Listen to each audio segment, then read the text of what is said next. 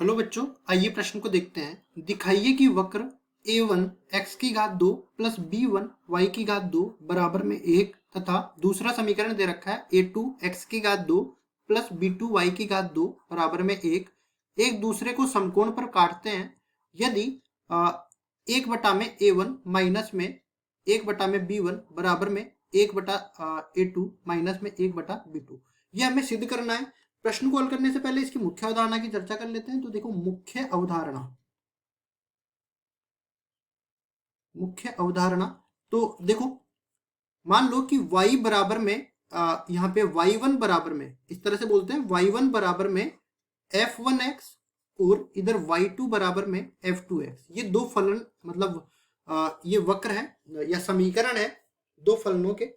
तो इस तरह से हम लोग बोलेंगे कि अगर ये दोनों एक दूसरे को लंबवत काटते हैं, हम लोग लिखेंगे f1x व f2x के वक्र अगर एक दूसरे को लंबवत काटते हैं, अगर एक दूसरे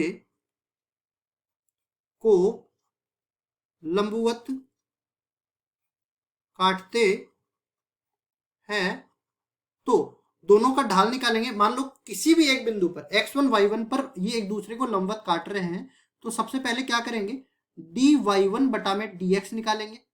ठीक है, और इसको यहाँ पे बिंदु रखेंगे कौन सा, x1 y1। मान लो इसका ढाल m1 के बराबर आ गया, और इसी तरह dy2 बटा में dx निकालेंगे और बिंदु वही रहेगा x1 y1, और इसका ढाल यहाँ से m2 आ गया। तो दोनों लंबवत है, मतलब इन बिंदुओं पर इनकी जो स्पर्श रेखाएं हैं वो भी लंबवत होगी, और अगर स्पर्श रेखाएं लंबवत है तो उनके ढालों के बीच में संबंध हो जाएगा m1 गुणा में m2 बराबर में -1। ठीक है जी, इस सूत्र का उपयोग करेंगे। अब देखिए, सवाल को हल करते हैं। तो सवाल में दोनों जो वक्र दे रखे हैं उनके समीकरण यहाँ से उठा के लाते हैं। पहला है अपने पास a1 x की घात 2 प्लस b1 y की घात 2 बराबर में 1, और ये दे रखा है a2 x की घात 2 प्लस b2 y की घात 2 बराबर में 1। इसको सही कर देते हैं। देखिए, ये आ जाएगा बराबर में 1। तो इसका भी देखो हम लोग अवकलन कर देते हैं, तो ये बन जाएगा, मान लो सबसे पहले तो हम लोग ये मान के चलते हैं कि दोनों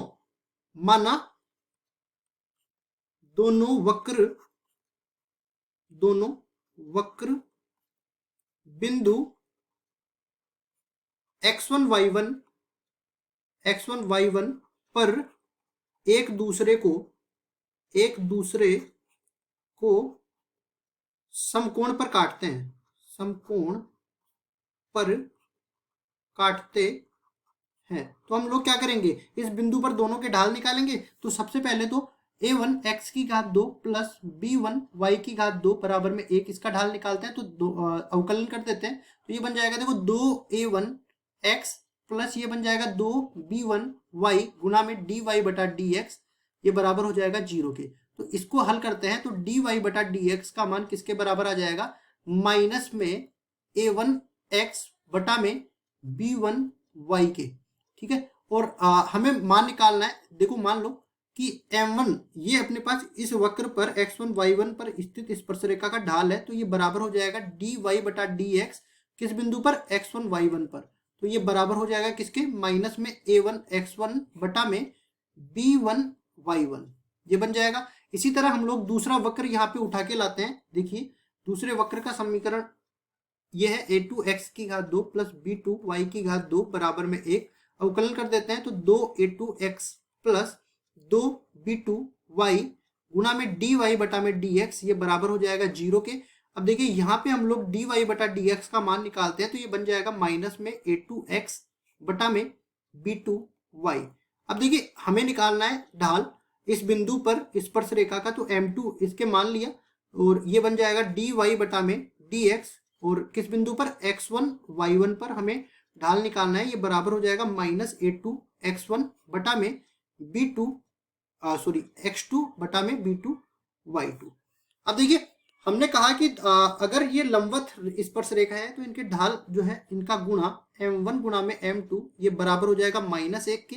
तो इसको रखते हैं, तो ये बराबर हो जाएगा माइनस a1 x1 बटा में b1 y1, और इसको गुणा करेंगे माइनस a2 x2 बटा में b2 y2, और ये बराबर हो जाएगा किसके, सॉरी एक गलती मैंने यहाँ पे कर दी है।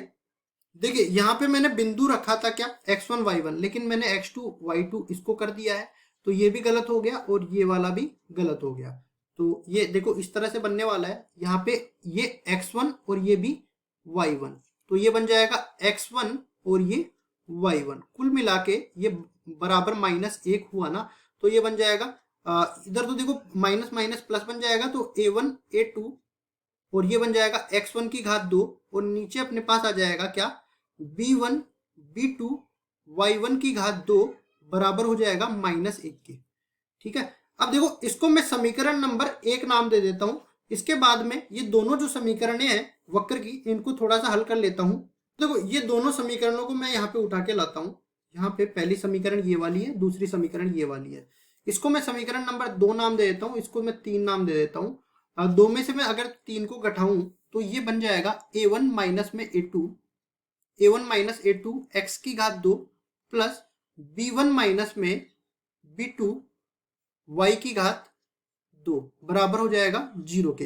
अब देखो ये जो बिंदु है ये दोनों वक्रों पर स्थित है, मतलब दोनों वक्रों को ये संतुष्ट करेगा। तो x और y की जगह मैं x1 और y1 कर देता हूं, तो ये देखो क्या बनेगा, यहाँ पे a1 माइनस में a2 गुणा में x1 की घात 2 प्लस यहाँ से बनेगा b1 माइनस में b2 गुणा में y1 की घात 2 बराबर हो जाएगा 0 के। इसको मैं समीकरण नंबर 4 नाम दे देता हूं।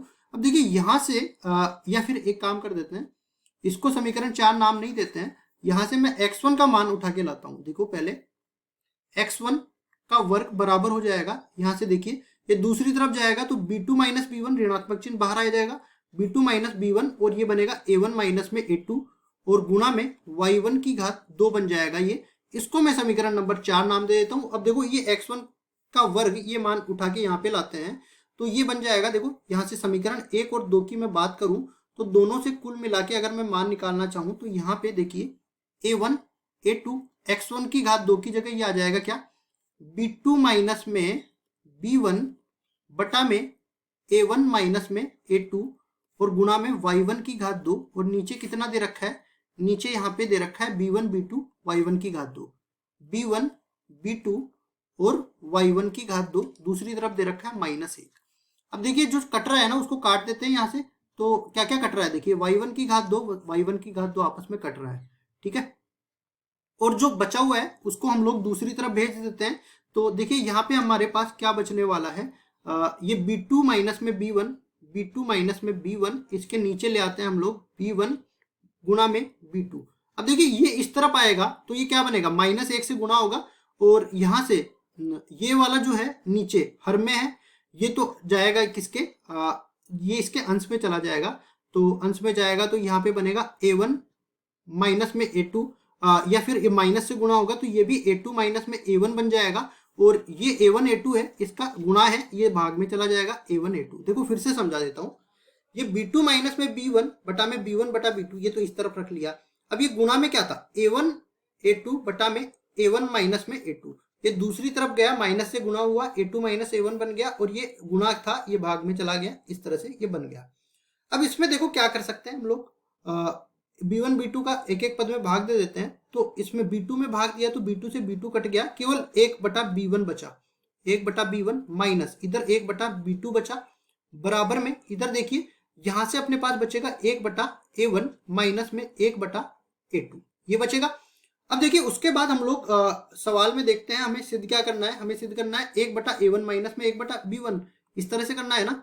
तो देखिए यहाँ पे ये 1 बटा b1 को उठा के उधर ले जाते हैं तो यहाँ से अपने पास बचने वाला है माइनस 1 बटा b2 तो इसी तरह आएगा, 1 बटा a2 उठ के इधर आएगा तो 1 बटा a2 माइनस में ये पहले से था 1 बटा b2 और दूसरी तरफ देखो 1 बटा a1 तो पहले से था और ये 1 बटा b1 इधर से उधर जाएगा तो ये माइनस का बन जाएगा।